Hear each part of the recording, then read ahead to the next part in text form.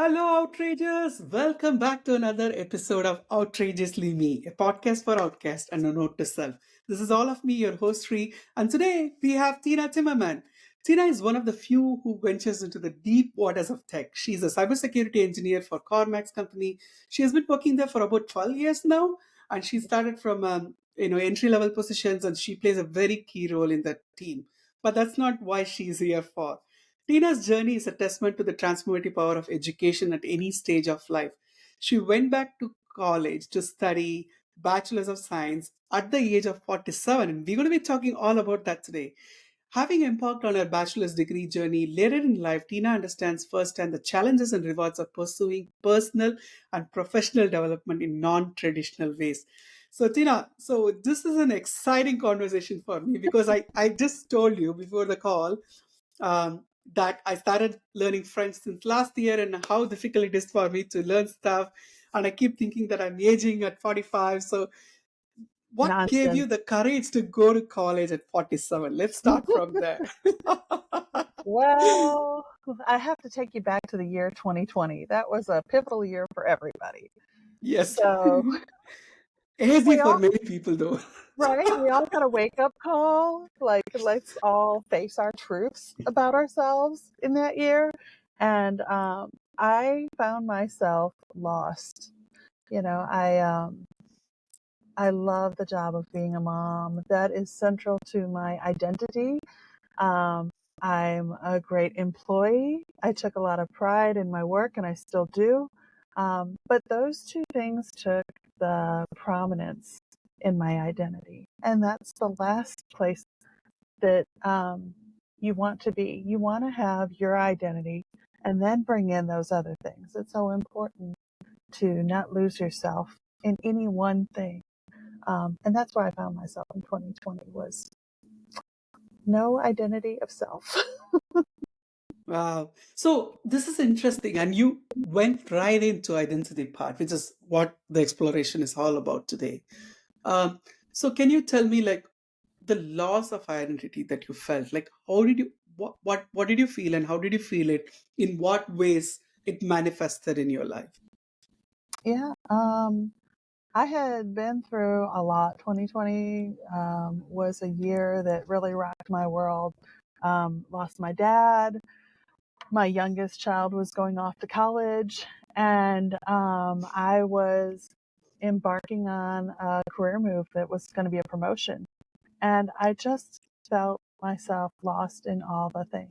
So, Mm, um, whether something is good or bad, they can have mm, an impact on your sense of self. And if you can't find yourself in that place, then you need to find yourself. That's the first yeah. place you got to start. So, yeah, I just really felt completely lost to myself and Wow. Wow. started doing the work. Losing yourself, like lost, like you don't know Mhm. where to go. Is that how you felt? Like you don't belong somewhere? More like not seeing myself in that space, like knowing that I was giving up too much of myself to things, to people, to relationships, and Mm, not finding any space left over for me. As parents, as partners, you want to give all your love, you want mm, to do all your best. Um, High achievers, we're really great workers, but we're terrible because we self-sacrifice. yes. So learning where balance belongs in my life, learning to put my identity to the forefront, not in a selfish way, but just in a way where I could refill the well, and keep that energy up to do all the things I love and give my love to everyone that is important to me. Mm, mm. So here you are feeling lost and you want to put yourself first and your identity and not in a selfish way, but in more of a self-full way, as you put it. So from this point, how did you decide to study again? Like, what was that pivoting moment where you say that, oh, studies is what could help me with it? I've always been a very hard worker. I've worked my way out of a lot of tough things. Kid from Detroit, not destined to go big places, but I found that hard work would get me pretty far. So I looked at my situation and said, well, I've got to do something. So let me get to work. So that's what I did. I decided to look for a degree program. I knew that getting a degree and moving into technology would afford me more opportunities to explore myself, what I wanted out of life, to give me opportunities to take care of my daughter. Um, so it was just really important for me to move towards education. And I spent the time doing the work to find a program that would work well in my life Mm, and setting myself up for success. So if you think about, like, if you have a project at work, you're going to go look at, what your objectives are and what your dependencies are, and you're going to set everything up so that you can be successful. You need to do the same thing in life. So mm, if you want to pivot and make a big change, you got to do the work to get yourself ready for that change. And it's mm. scary. It's very scary to make a big change. Um, but as you start doing that work, it builds the confidence. And before you know it, turn around and you're like, oh, I'm in school. I'm doing stuff. I'm getting great grades. I'm on the honor roll. So when you Wow. focus on the work a little more and use that logic and your tech tools that you use every day for your work, when you apply those to life, you find that you're not as lost as you were. Mm, right. So you decide to go back to school and you planned it. And that's a fantastic tip for anybody who's listening who wants to do something in their life after a specific age and things get in the way, like if you're a parent or if you're doing a Mm-hmm. job. So and you said it beautifully. Like one of the most important factors, how do I attach this new element that I'm exploring to the already existing schedule so I can set myself for success? And that's a great tip that you've given us all. So you found a way, or you found a program that will fit right in within your schedule and everything. Mm-hmm.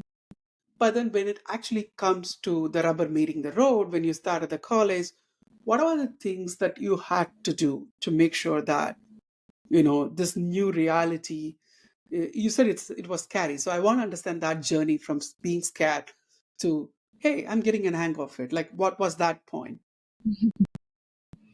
Um, so it's brave baby steps.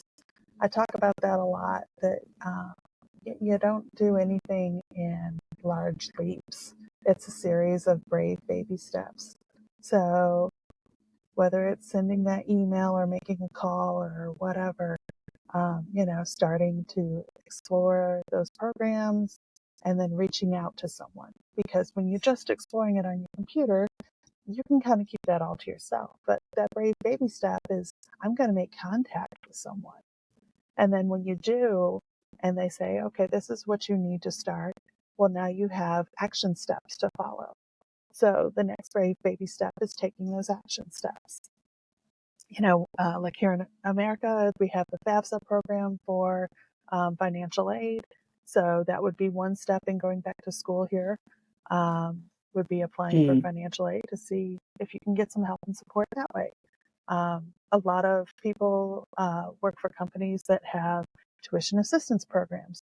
So I checked in to see what my company offered, and they offer an amazing tuition assistance program that helped me go back to school. My hours worked well. So taking those brave baby steps to get myself ready to just know, okay, this is what I'm dealing with. Like, if I want to go back to school, this is how I set myself up.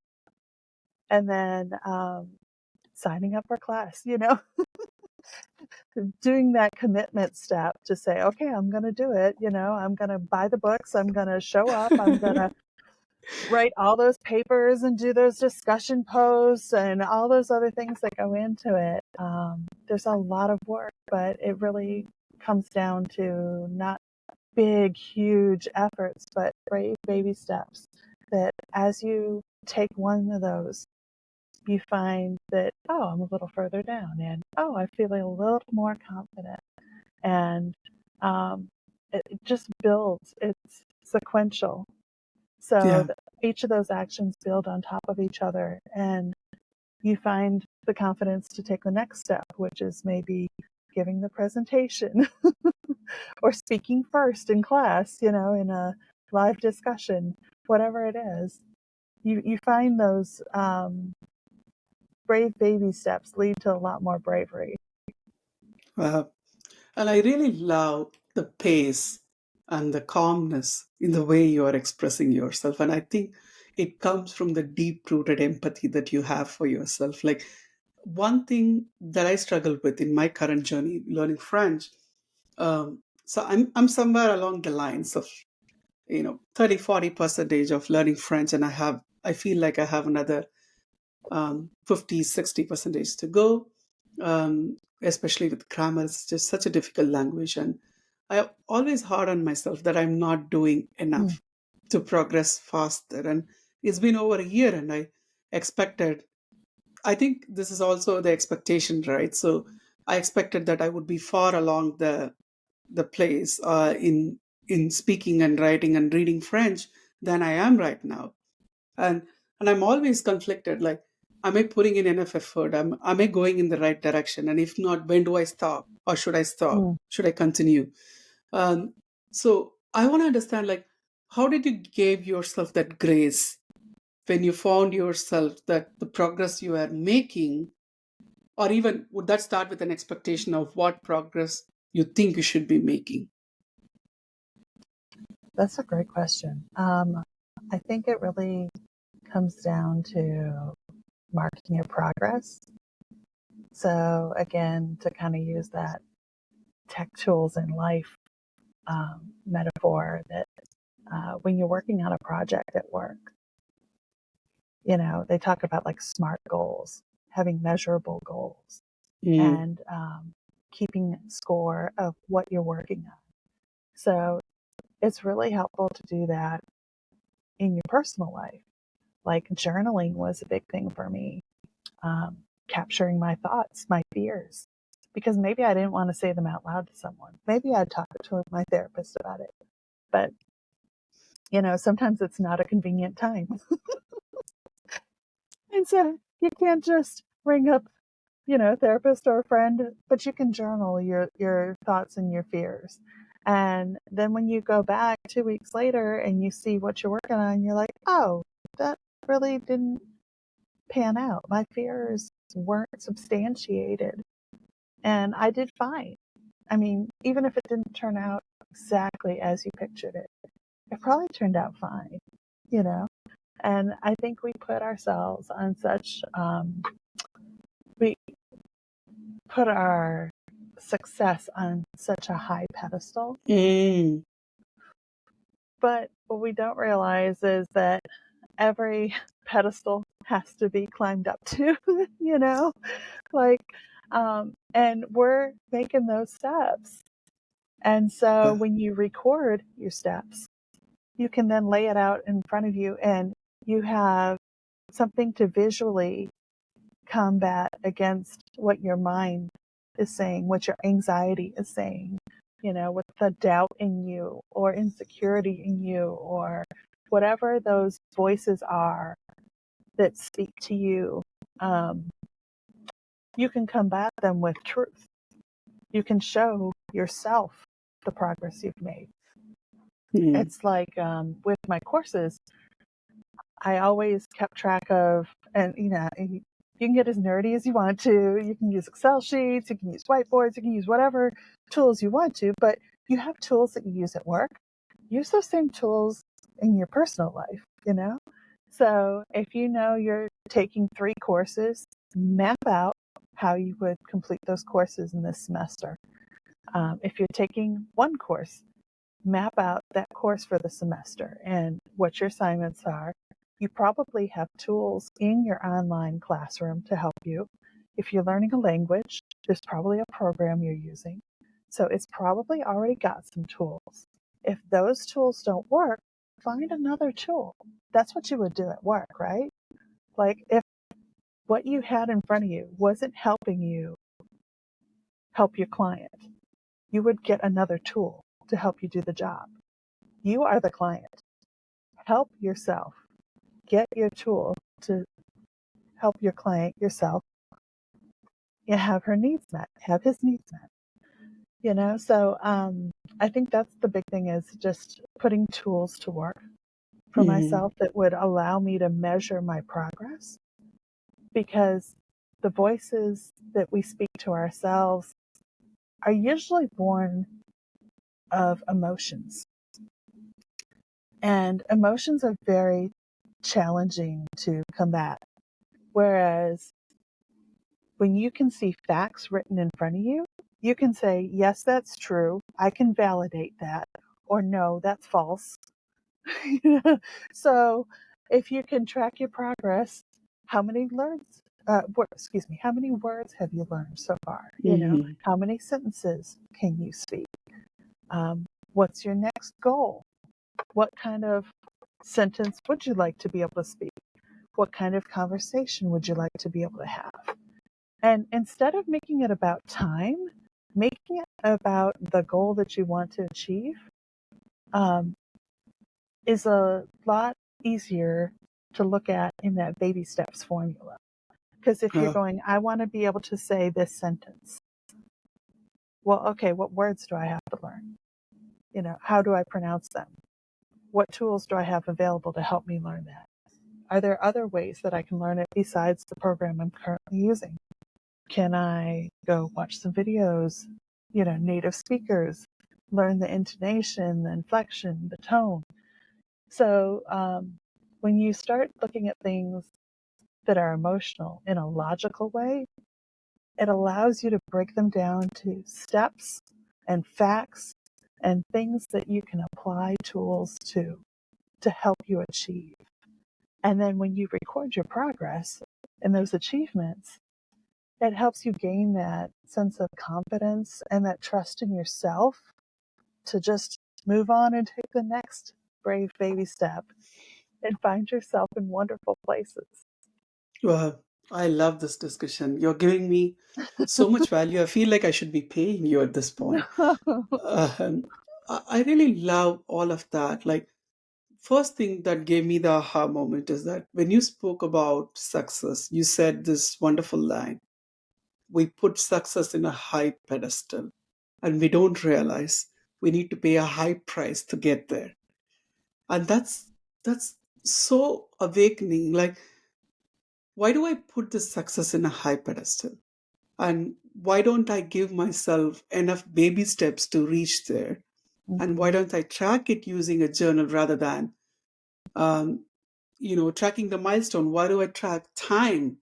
And why am I hard on myself? Like, all of this makes sense. And you even gave me a way out of understanding emotions and also putting it on paper with facts, and to be able to validate that facts and not the emotions that I'm going through. And using tools, what a wonderful idea. Like, we all know this, but I think anybody who's listening would come back to me and say, this is a wonderful tip that they have got through this, and including myself through this podcast, to be able to use the tools we use at work for ourselves, because that's mhm, what they are for. They're simply tools. And you gave a wonderful example of how I would go about learning to speak a specific sentence and things like that. So I was with you the entire conversation. You have this ability to verbalize the most intricate aspects of this journey. Are you sure you're not writing a book? Actually, I am. You are? Oh, fantastic. Talk about it. So it'll probably be out later this year. I don't have the temporary working title is Incident Response from Trauma to Tech. Oh my So God. How fitting is that you work in incident response? so one of the things that helped me along the way, one of my tools, was one of the first things I learned in cybersecurity, and it was the NIST framework. Um, So what that is it's a cybersecurity framework for responding to incidents. You know, when there's an attack, when there's an incident, when something goes wrong. Well, that kind of applies to your life, right? Like, we're out in the world, and even if you've got the best scenario possible, nobody has a perfect life. Everybody has things that are challenging for them. So there's always an incident that you face that is personally challenging.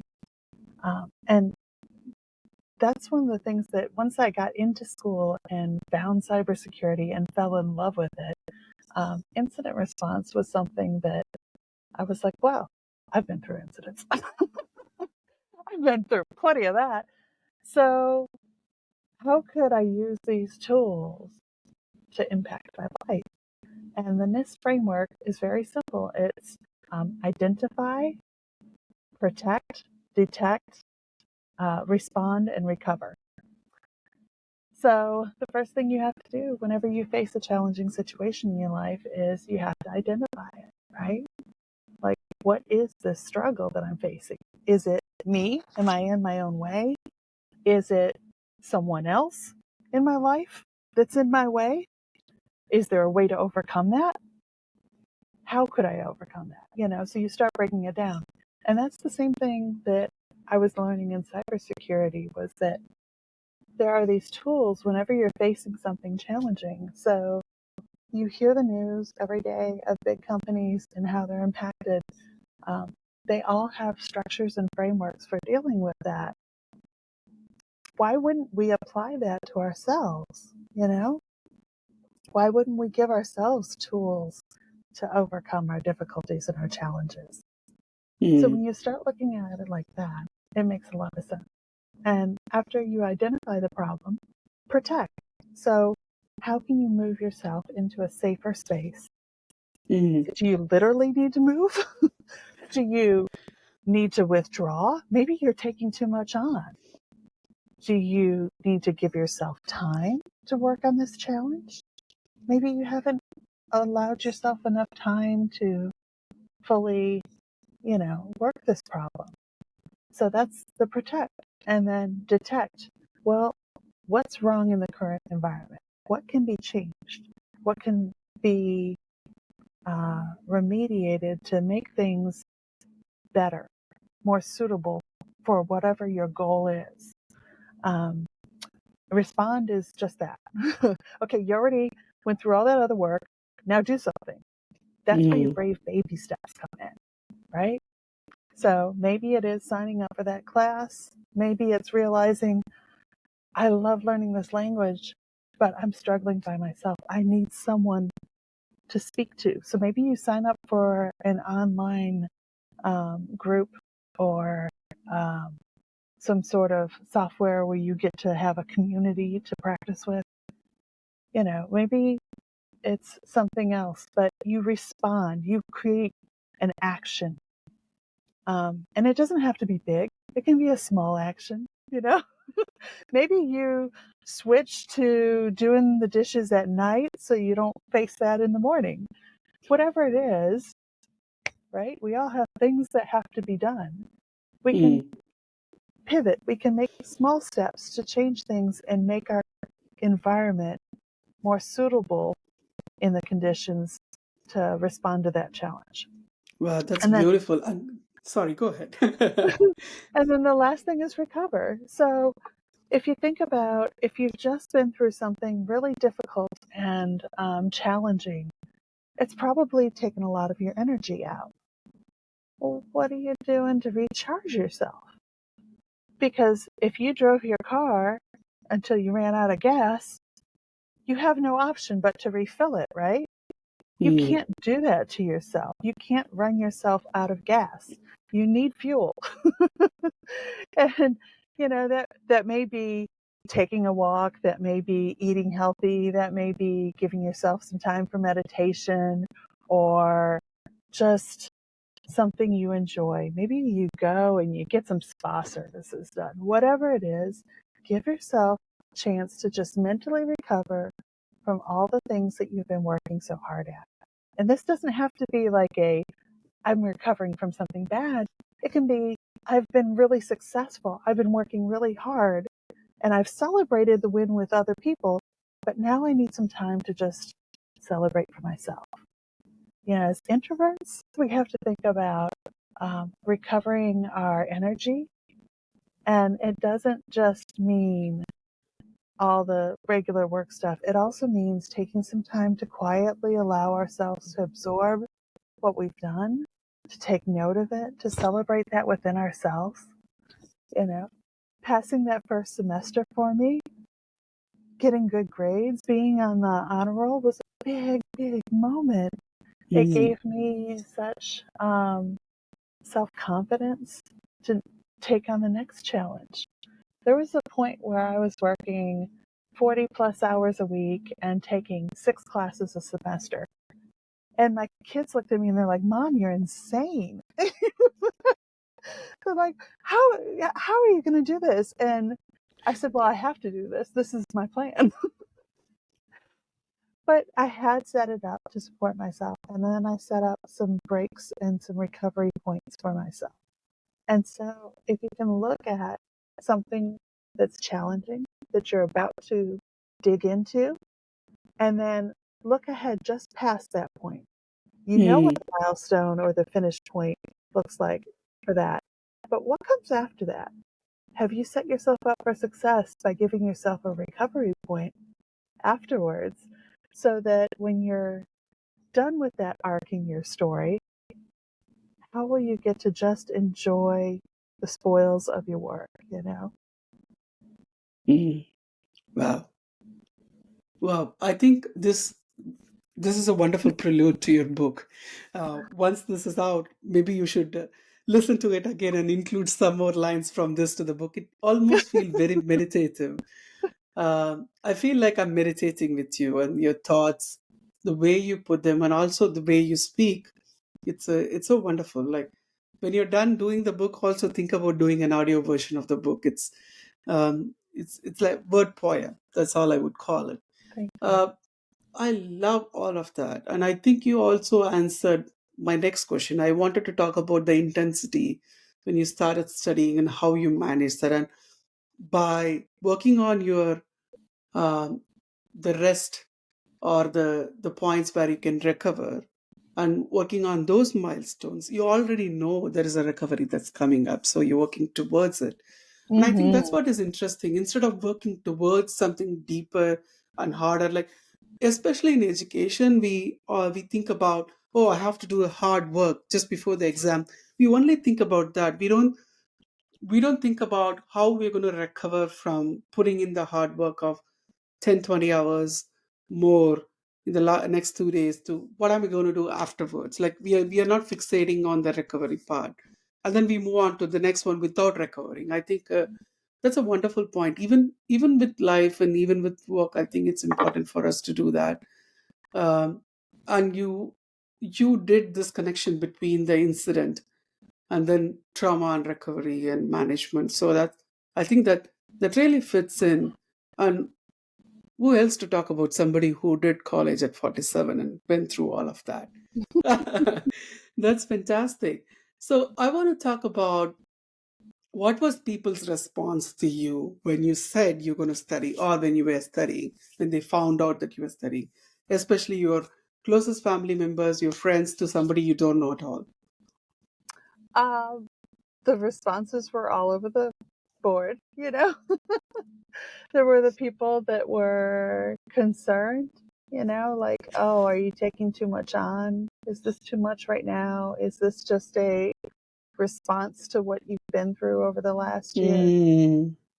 Um, there were some doubters, but I've showed them all what I'm made of. Um, and there were also a lot of people who were just, yeah, you can do it. You can do anything. So you're going to find that big community of voices. But the most important voice to listen to is your own. And if your voice is saying, I don't know, I can't do this, can I do this? Or having those doubting questions, um, That's the voice that you need to have a serious conversation with. That's the voice that you need to say, why are you doubting me? I have a plan. And that's where you're using your tools again helps. Yeah. So all the other voices really don't matter when it comes down to doing the work. Like nobody else is there with you trying to complete those assignments or trying to reach that goal. So the only voice that matters then is yours. And if Mm. you have laid out the work for yourself and you have the plan and you have the baby steps and you're checking them off as you go, then you can show yourself that you have what it takes to complete that goal. Mm. And how did you encourage yourself through the journey? Um, a lot of it really had to do with marking those small steps. I loved when I was like taking classes and I would put my week's assignments on a whiteboard. And so I would have each of my classes and all the assignments that I needed to do. And then I would just scratch them out, draw a line through it because that was satisfying to be able to just take that marker and run through that. Yeah, that one's done, and I could see my progress. So visually, I could track it, and then that's encouraging. You're like, oh, I'm down to only 3 more assignments. Okay, let's go. Let's get this done. So it's a lot of self encouragement, and that becomes very empowering because when you learn Mm. to take your cues from yourself instead of all the outside voices, that's when you gain confidence. That's when you build your sense of self and your insecurities start to quiet down because you've now shown them who's boss. You definitely showed them who's boss. I Right? also understand. Uh, so when you've done it, like, how did you feel about yourself? Of course, you were happy, but I'm more inclined to understand about who you were before you started the journey and who you landed up to Mm, be when you finished the journey. And how did you see yourself? Like, what changed within you? You said you were lost when you started the journey. I want to talk about yeah. that part. Oh, um, that was not fun. I really, I had reached a point where I was a survivor of so many things. Um, and I always learned to put a smile on and keep working and get past this and, try to see the best in everyone and hope for the best. And, all that sunshine can be a little too much. It can burn you after a while. Like, even the best of positive intentions, um, if you're putting all that work into things and not to you, you're going to find yourself pretty burned. And that's where I was. So I found myself in a space where something had to change. There was no option not to change. Um, and so it started with some really prayerful reflection just within myself, like, all right, I got to get centered. I got to figure out, um, what my feelings are, what's going on, what can I do about it? Is it all me? Is it some of these other things around me? Do I need to make some changes in my life? What kind of support structure do I have? Do I need to make some changes in where I'm finding my support? Because you can have a lot of friends you talk to, but that doesn't mean they're giving you good advice. Or it may not mean that, they're completely on board for just your well being. They may have Mm. some motivations of their own. So those voices that you're using for support, are they the right voices to be listening to? And as you start down that road of looking at those things, you start to realize the answers have been before you. You just haven't been paying attention to it.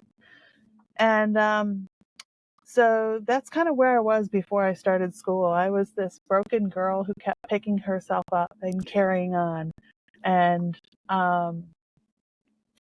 as I went through school and started to achieve and was working not only on like my career, my school, myself, like all these things build on top of each other. So if you make a couple brave baby steps at work, maybe you feel a little more appreciated or recognized at work.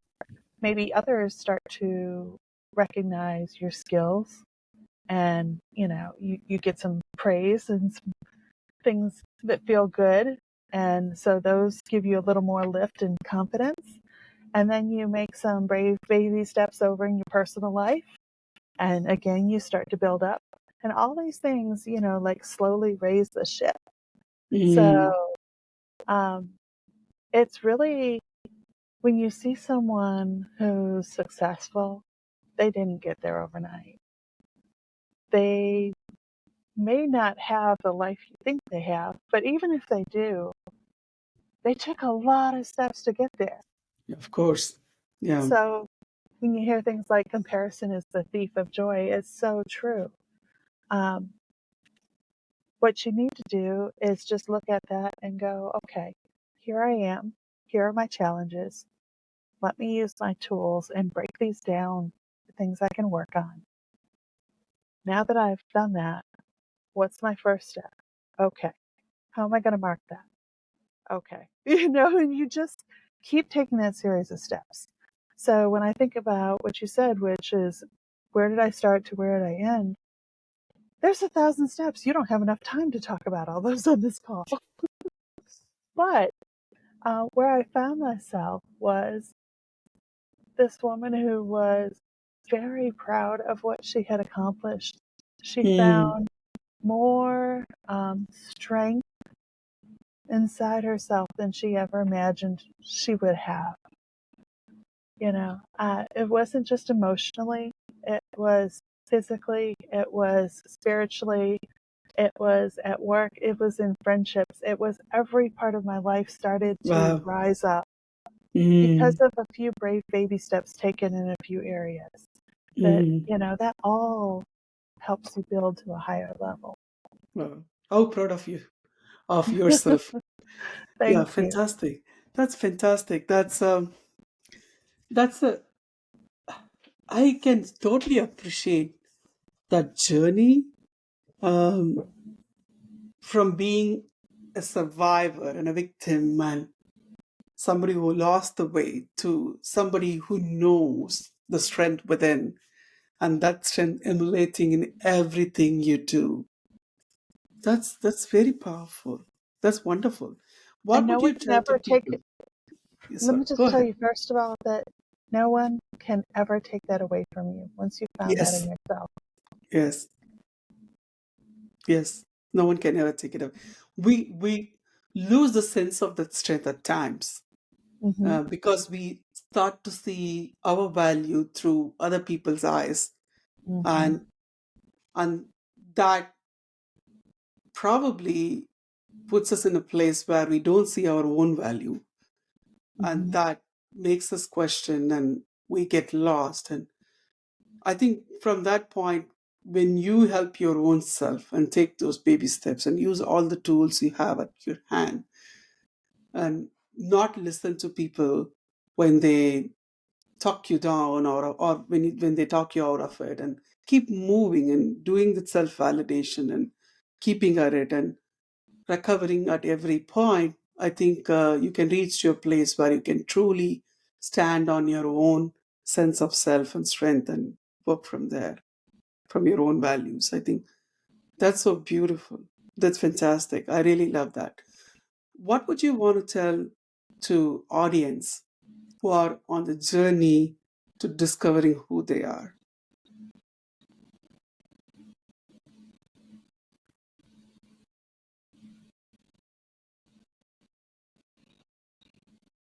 I think the thing I needed to hear most when I was in my darkest place um, was you are worth it. You are needed. You are special. You belong in this world. We need you here. We need your gifts. We need you to get up off your butt, quit crying for yourself. You have every right to do that, but it's not serving you well. Mm. And for most empathetic people, it's easier for us to help others than it is for us to help ourselves. Yeah. So sometimes the best bait for us is to just go out and do something for someone else. It's like that little moment of kindness, unrecognized kindness that you give to someone. You feel good and you hold on to that, Mm. you know?